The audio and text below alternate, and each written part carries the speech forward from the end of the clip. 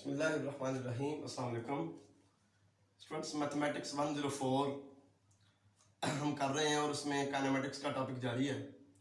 Previous lecture में tangential and normal components of velocity and acceleration हमने find out किए थे और आज के लेक्चर में और नेक्स्ट लेक्चर में मैं प्रॉब्लम सॉल्व करूंगा इस टॉपिक से रिलेटेड, यानी कि टेंजेंशियल एंड नॉर्मल कंपोनेंट से रिलेटेड मैं प्रॉब्लम सॉल्व करूंगा।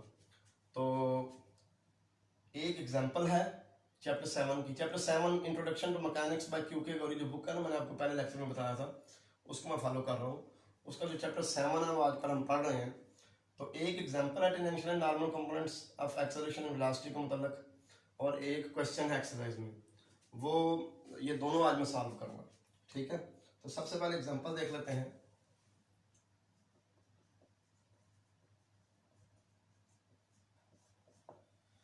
एग्जाम्पल है जी, a particle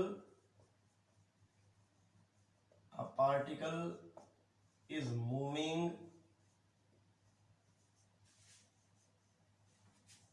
along the parabola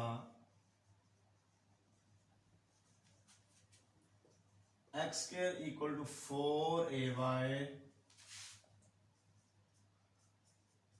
with the constant speed v.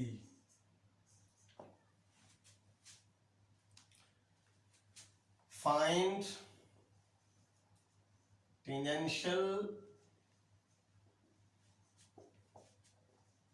and normal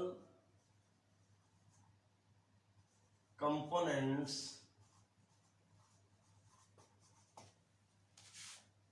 of its acceleration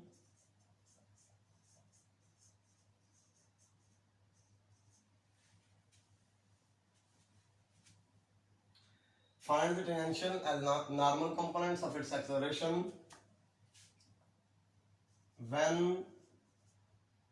the particle has reached the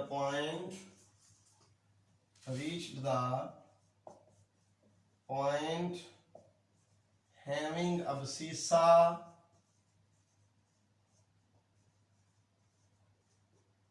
5√a।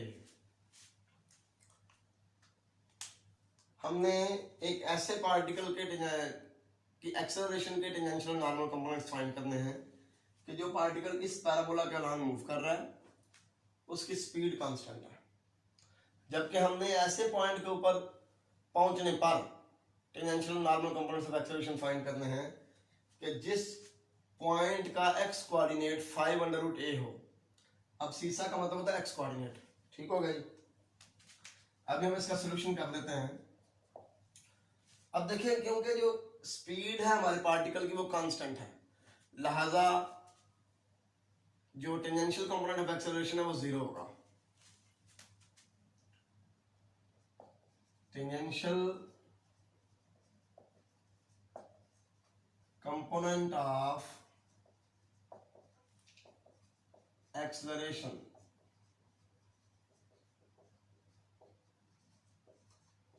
असल में ये 0 क्यों होगा? क्योंकि टेंजेंशियल कंपोनेंट ऑफ एक्सेलरेशन होता है स्पीड का derivative with respect to time, तो dv/dt। अब स्पीड क्योंकि कांस्टेंट है और कांस्टेंट का डेरिवेटिव 0 होता है, तो लिहाजा टेंजेंशियल कंपोनेंट ऑफ एक्सेलरेशन 0 हो गया। अब नॉर्मल कंपोनेंट की बात कर लेते हैं कि नॉर्मल कंपोनेंट ऑफ एक्सेलरेशन क्या होगा। हमें पता है कि जो नॉर्मल कंपोनेंट ऑफ एक्सेलरेशन है उसकी वैल्यू होती है v²/ρ। ρ यहां पे क्या है? Radius of curvature.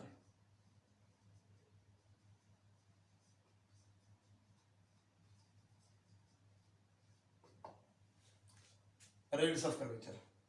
तो हम अब क्या करेंगे, हमारा सारा प्रोसीजर जो है वो ρ फाइंड करने के लिए होगा। जब हम ये रेडियस ऑफ कर्वेचर की वैल्यू फाइंड कर लेंगे at this point having abscissa 5√a, तो फिर हम ये फार्मूला लगाएंगे v²/ρ, तो ये आ जाएगा normal component of acceleration.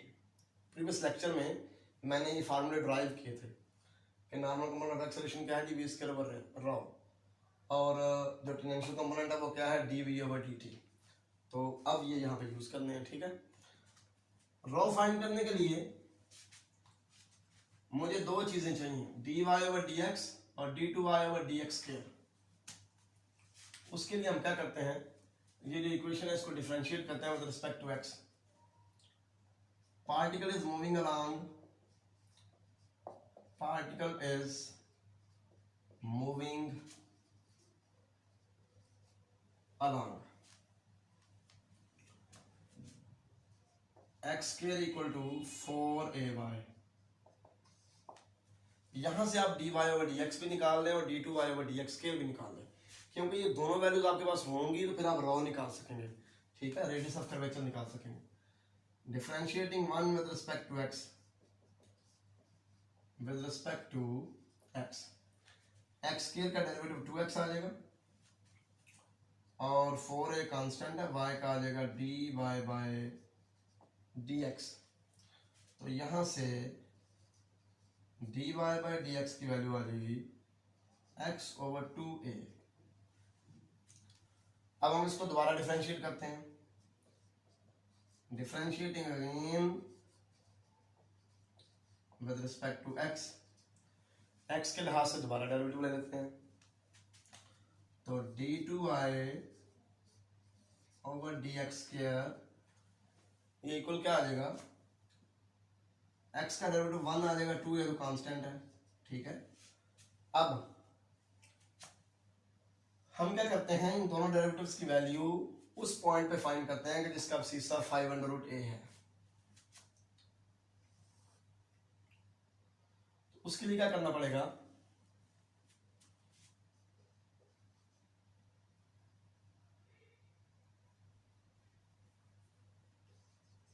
Eight x equal to 5√a, क्योंकि सिर्फ अब सीसा की बात हो रही है ना, x coordinate, x equal to 5√a। आप यहां पे पुट करें तो dy बाय dx हमारे पास आ जाएगा जी, x की वैल्यू आ जाएगी 5√a ओवर ये ऑलरेडी 2a है, ये 5√2 आ जाएगा। और सेकंड डेरिवेटिव की वैल्यू पे कोई फर्क नहीं पड़ेगा क्योंकि उसमें x है ही नहीं, तो पुट कहां पे करें, तो 1/2a वैसे का वैसे। वी नो दैट, हम जानते हैं कि रेडियस ऑफ कर्वेचर का फार्मूला है 1 plus dy over dx square की power 3/2 over d2y over dx square. ये फार्मूला है हमारा रेडियस ऑफ कर्वेचर का। तो उसमें ये dy ओवर dx की वैल्यू भी फाइंड पुट कर दो और d2y ओवर dx स्क्वायर की वैल्यू भी पुट कर दो।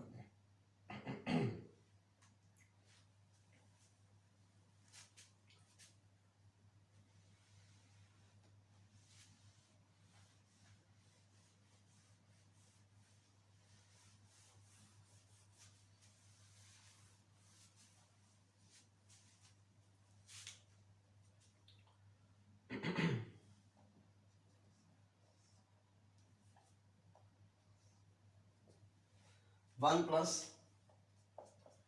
dy ओवर dx की वैल्यू क्या है जी, 5√2, यहाँ पे पुट करें 5√2 का स्क्वायर हो जाएगा, इसकी पावर हो जाएगी 3/2 over d2y over dx square 1/2 है।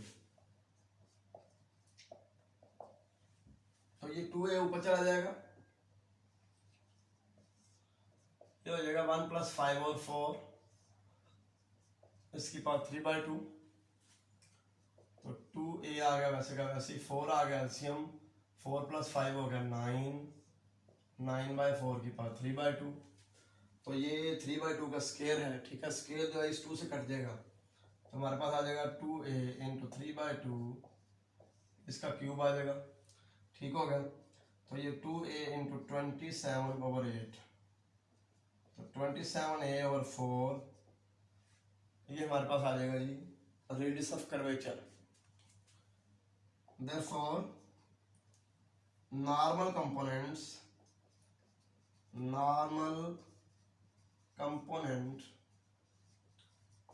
of acceleration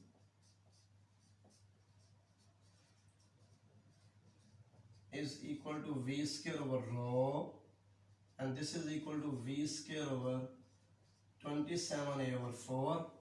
ठीक हो गया, तो ये आ गया 4v स्क्वायर ओवर 27a। तो दो ही चीजें हम डिफाइन करनी थी, टेंजेंशियल कंपोनेंट ऑफ एक्सेलरेशन और normal component of acceleration. Tangential 0 आ गया था शुरू में ही, ठीक है, जबकि नॉर्मल कंपोनेंट ऑफ एक्सेलरेशन आ गया जी 4v स्क्वायर ओवर 27a। अब एक क्वेश्चन मैं करता हूँ एक्सरसाइज का।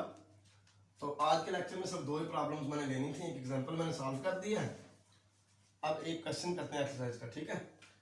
तो नेक्स्ट लेक्चर में इंशाल्लाह एक ही प्रॉब्लम होगी इसी टॉपिक से रिलेटेड, वो जरा लेंथी है, तो वो फिर हम एक ही प्रॉब्लम सॉल्व करेंगे नेक्स्ट लेक्चर में। अभी क्वेश्चन नंबर 4 है हमारी एक्सरसाइज का।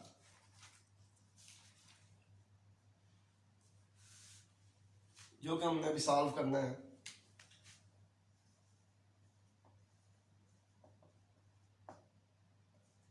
क्वेश्चन 4 है।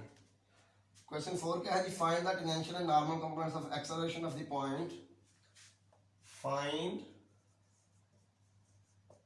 The tangential and normal components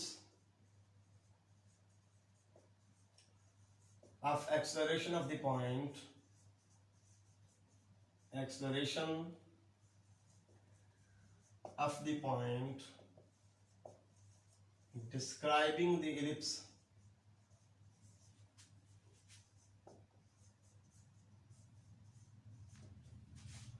x square over a square plus y square over b square equal to 1। पार्टिकल जो है, पॉइंट जो है वो इस पाथ को मूव कर रहा है, x square over a square plus y square over b square equal to 1, यानी कि ये कर्व जो है ये पॉइंट का लोकस है, ठीक है। हम with uniform speed v when the particle is at point 0 and b with uniform speed v when particle is at point 0b। तो ये भी बिल्कुल पिछले क्वेश्चन की तरह मिलता जुलता क्वेश्चन है, ठीक है। इसमें ये है स्पीड के लिए यूनिफॉर्म का लफ्ज यूज हुआ, उधर कांस्टेंट का लफ्ज यूज हुआ था। यूनिफॉर्म मतलब चेंज नहीं होती, कांस्टेंट भी चेंज नहीं होती, ठीक होगा। तो इसलिए यहाँ पे भी टेंजेंशियल कंपोनेंट ऑफ एक्सेलरेशन 0 होगा। टारगेट हमारा भी यहाँ पे यही है, यहाँ पे भी हमारा यही टारगेट है, find the tangential and normal components of acceleration. तो इसका सॉल्यूशन भी सेम तरीके से होगा। Tangential component of acceleration, tangential component of acceleration is equal to dv over dt। क्योंकि टेंजेंशियल कंपोनेंट होता है स्पीड का derivative with respect to time, तो ये 0 होगा क्योंकि स्पीड क्या है? यूनिफॉर्म है, because speed is uniform.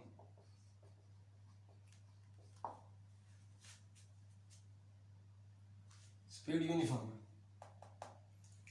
Constant है, इसलिए उसका डेरिवेटिव 0 होगा। तो टेंजेंशियल कंपोनेंट हो गया 0। अब नॉर्मल कंपोनेंट निकालना है, तो मैंने अभी बताया आपको पिछली प्रॉब्लम में कि नॉर्मल कंपोनेंट का फार्मूला होता है वी स्क्वायर ओवर रॉ। ये वैल्यू है नॉर्मल कंपोनेंट की, तो रॉ की वैल्यू फाइंड करनी है। और रॉ की वैल्यू फाइंड करने के लिए हमें d y over d x की वैल्यू भी चाहिए और d two y over d x square की वैल्यू भी चाहिए इस पॉइंट के ऊपर 0b के ऊपर।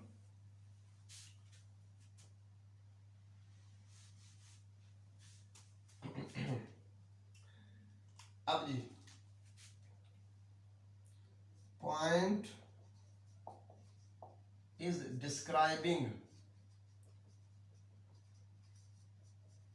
The curve. पॉइंट किस पाथ पर मूव कर रहा है? X square over a square plus y square over b square equal to 1, इस पाथ पर मूव कर रहा है, ठीक हो गया। तो हमें इसमें से dy ओवर dx और d2y ओवर dx स्क्वायर की वैल्यू चाहिए, differentiating with respect to x. आप इसका डेरिवेटिव लेना एक्स के लिहाज से, तो एक्स स्क्वायर का आ जाएगा 2x, ए स्क्वायर वैसे कांस्टेंट है तो 2x ओवर ए स्क्वायर आ गया। इसका आ जाएगा 2y ओवर बी स्क्वायर और y का फर्दर आएगा dy बाई डी एक्स, 1 का हो जाएगा 0। तो यहां से 2y over b square dy over d x equal आएगा जी -2x over a square, -2x over a square. तो ये 2 से कैंसिल हो जाएगा और dy बाई डी एक्स की वैल्यू हमारे पास आ जाएगी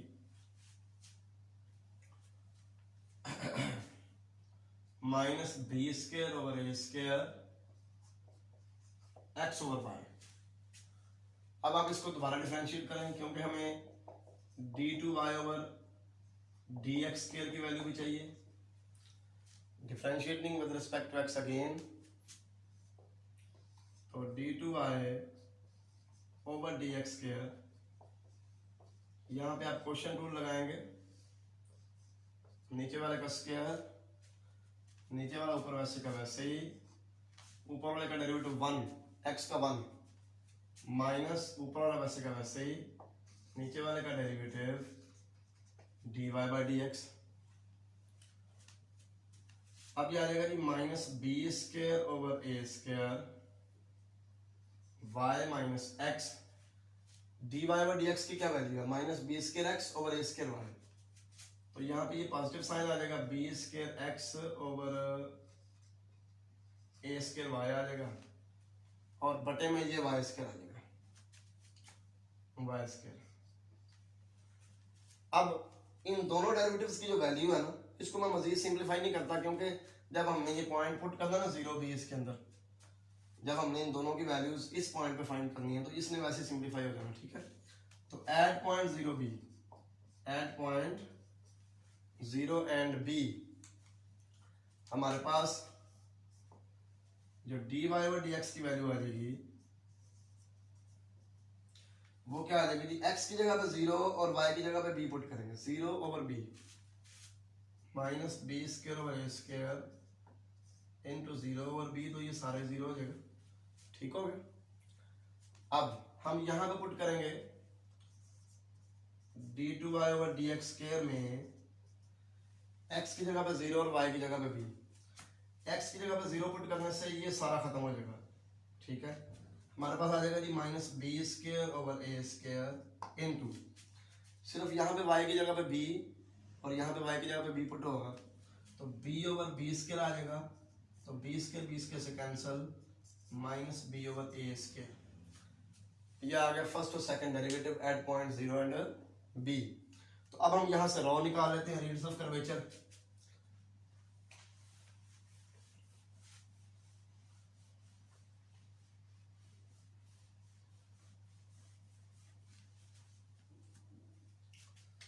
We know that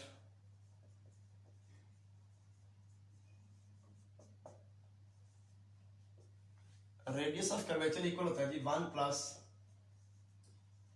dy over dx का स्क्वायर और इसकी होल पावर 3/2 और डिनोमिनेटर में होता है d2y ओवर dx स्क्वायर।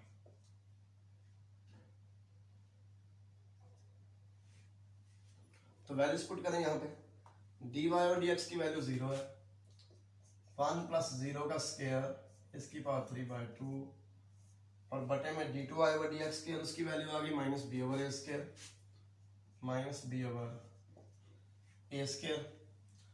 तो ये आ गया जी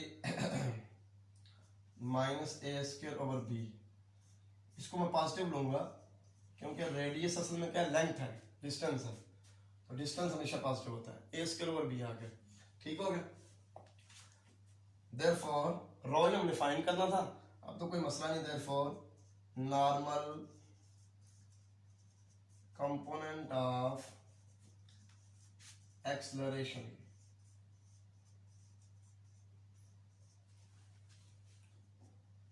वो होता है जी वी स्क्वायर ओवर रॉ।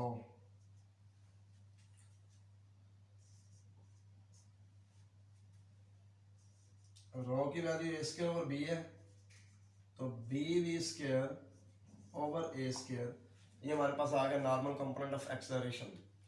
तो ये दो प्रॉब्लम्स आज के लेक्चर में मैंने सॉल्व की हैं, एक एग्जांपल थी और एक एक्सरसाइज का क्वेश्चन था।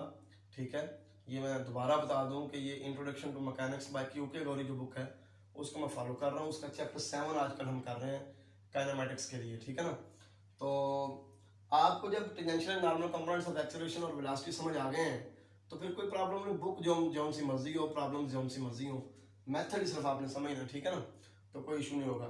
नेक्स्ट लेक्चर में हम इसी टॉपिक से मतलब एक और प्रॉब्लम जो सॉल्व करेंगे वो एक्सरसाइज का क्वेश्चन है। ठीक है, चैप्टर 7 की जो एक्सरसाइज है उसका क्वेश्चन है वो सॉल्व करेंगे, और उसके बाद फिर नेक्स्ट लेक्चर में इंशाल्लाह हम कोई और topic radial and transverse components of velocity and acceleration वो डिस्कस करेंगे। अल्लाह हाफिज़, अस्सलाम वालेकुम।